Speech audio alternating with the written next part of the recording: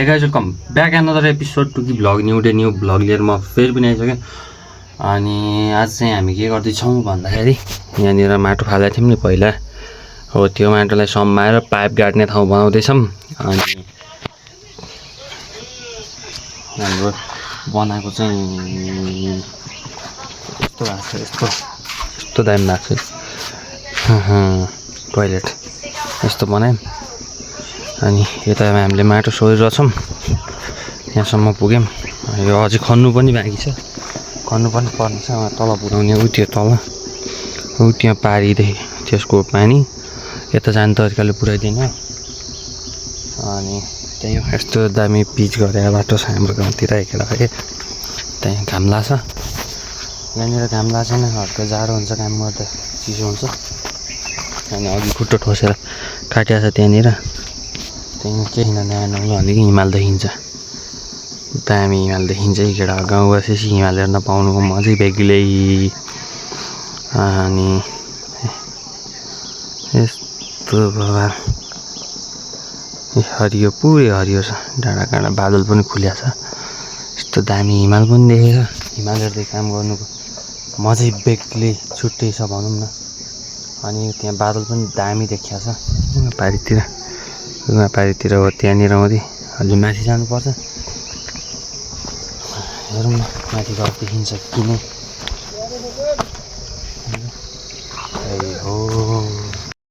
हो केटा हो, त्यस्तो दामी देखिरहेछ, बादल छ उतानिर है, यस्तो बवाल भएको छ नि, दामी भएको छ क्या। गाउँ पनि सुनसान छ, तिहार लाए पनि लाए जस्तो पनि छैन क्या। आजदेखि तिहार सुरु भयो होइन, तर तिहार लाए जस्तो छैन तिहार लाए जस्तो छैन। बादल दामी देख्छ। अनि अरू भयो यता हुनुहुन्छ काम गर्दै, हामी पनि काम गर्नुपर्ने हुन्छ, काम गर्नुपर्ने हुन्छ। स्यामनाप्सन हामी छिट्टै यो भनेपछि भन्नाले अहिले माटो मात्र फालेर भ्याएँ। अनि यतिसम्म माथिदेखि यिनीहरूले माटो मात्र फालेर भ्यायौँ यतासम्म।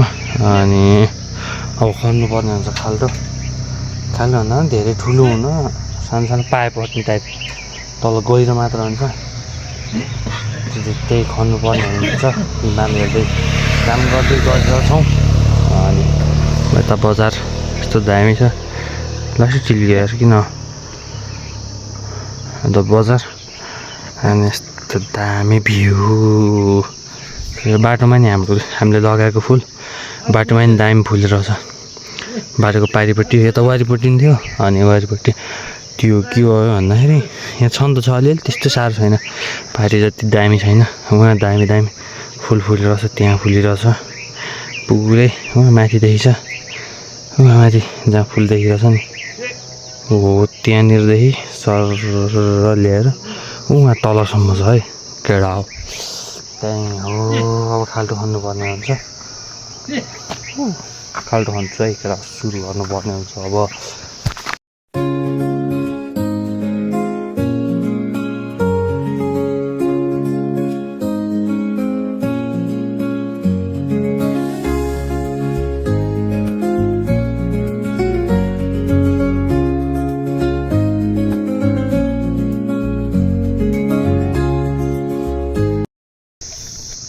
फाइनल्ली केटा म पाइप काटिदिन सफल भएँ। भन्नाले यहाँ खनिरहेको थिएँ, उताबाट उता पानी जाने पाइप रहेछ यहाँ बिचमा, माटो मुनिको ख्याल देखिएन भनौँ न, ख्याल गरेन भन्दा पनि देखिएन। अनि काटेछ, अनि यहाँ साधन ल्याएर ठिक्क पारेको छु काट्ने ओर्ने। अनि त्यहाँ पहिर्नु भन्ने रसाउने हुन्छ नि, त्यो तताउनु पनि दिइरहेको छु घरमा। यहाँ अब खनिरहेको एक्काइस काटेर थाहै भएन। ऊ त्यो उप्लो घर पानी जाने पाएको खाने पानी जाने काटेछ, के गर्ने। हो त्यहाँ पाइप देखिरहेछ नि, हो त्यही काट्या हो, त्यस्तो साह्रो काट्दै छैन, हल्का काट्यो, पचक्की गएको छ, थोरै काट्दैन पचक्की। कच्ची घाँस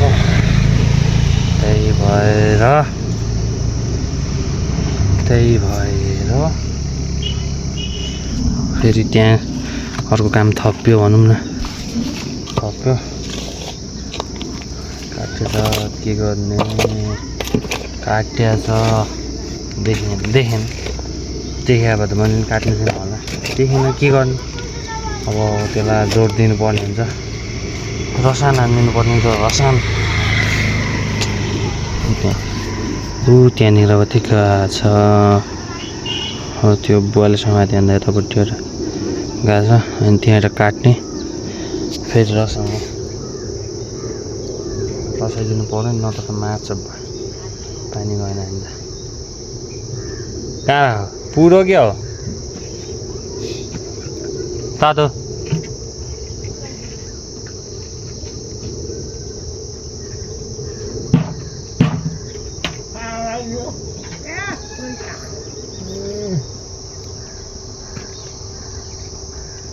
लोड भनी यार खाना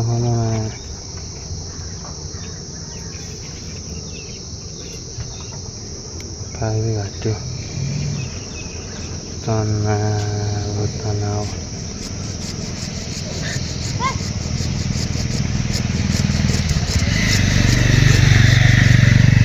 काम गर्दै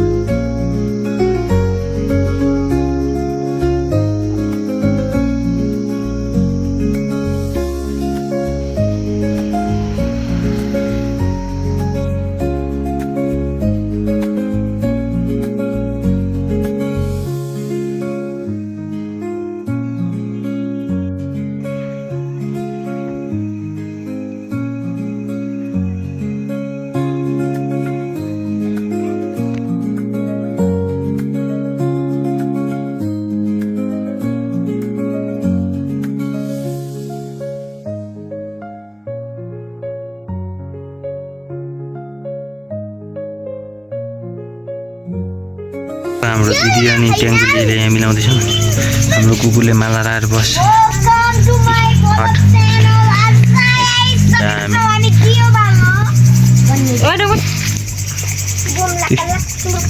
भित्रसम्म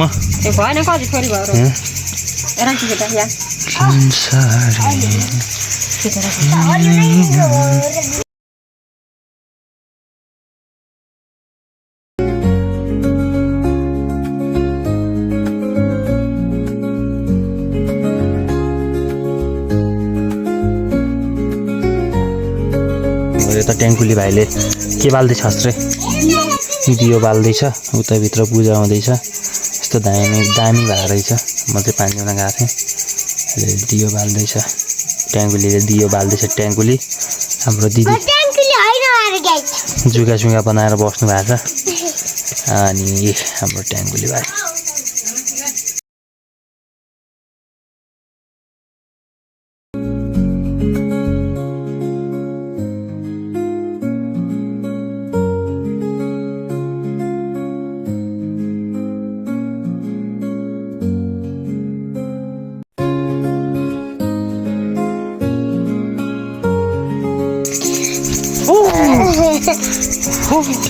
किचन सीधा उभिनु सीधा